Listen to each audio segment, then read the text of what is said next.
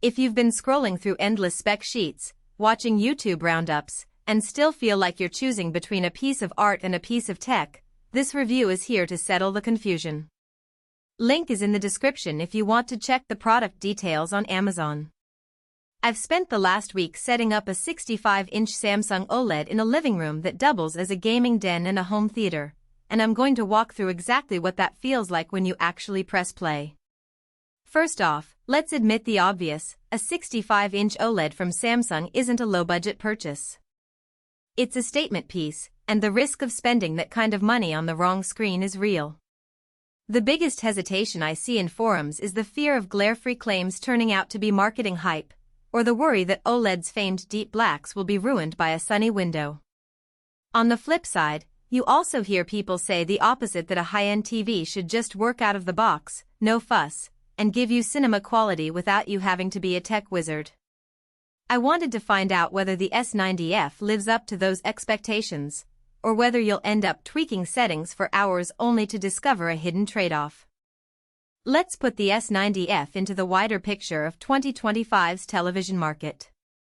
OLED has become the go-to for premium picture because each pixel can turn completely off, delivering contrast that LED panels can only approximate with local dimming zones.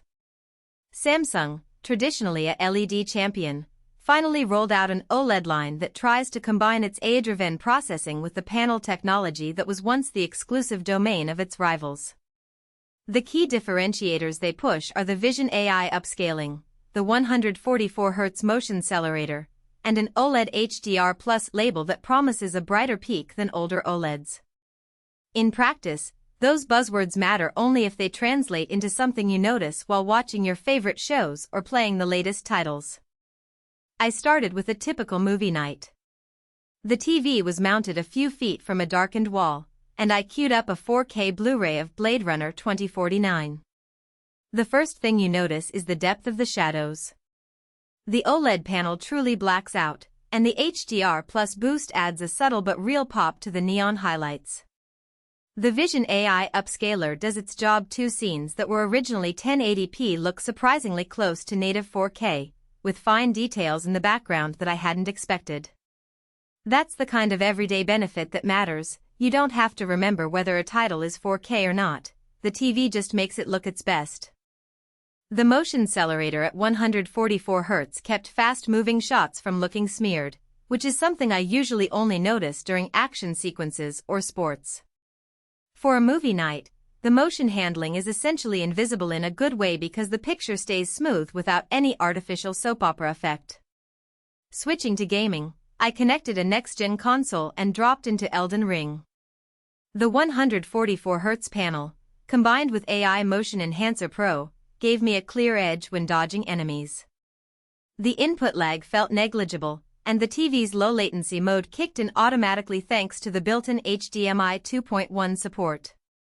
What really surprised me was how well the TV handled bright, high-contrast scenes without blooming. In the past, some OLEDs would push brightness at the cost of local dimming artifacts. Here the HDR Plus engine kept highlights bright while preserving detail in the shadows. That said, the TV does have a peak brightness that is still lower than the best mini LEDs, so in a sunlit room you'll notice a slight washout compared to a very bright LED panel. Speaking of bright rooms, that's where the glare-free claim meets reality. Samsung has used an anti-reflection coating that does reduce direct reflections, but it isn't a full matte surface. If you have a large window behind your seating area, you'll still see some glare during midday. The workaround is simple: tilt the mount a few degrees or use heavier curtains. In a typical evening viewing scenario, though, the coating works well enough that it doesn't become a distraction. The bottom line is that the TV is genuinely better in controlled lighting, which is exactly what most premium OLED buyers expect. Now let's talk about the software side.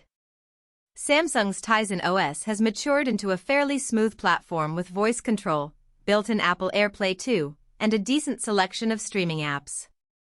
It isn't as universal as Roku or Amazon's Fire TV, but the integration with Samsung's SmartThings ecosystem means you can control lights, thermostats, and even the Deco mesh Wi-Fi system that comes in the bundle, all from the remote. The included Deco gear is a nice touch if you're starting from scratch on a home network, though you could easily skip it if you already have a solid router. The beginner's guidebook that ships with the TV is more of a coffee table pamphlet than a deep technical manual, but it does walk you through optimal picture settings for movies, games, and daytime TV, which saved me a few minutes of trial.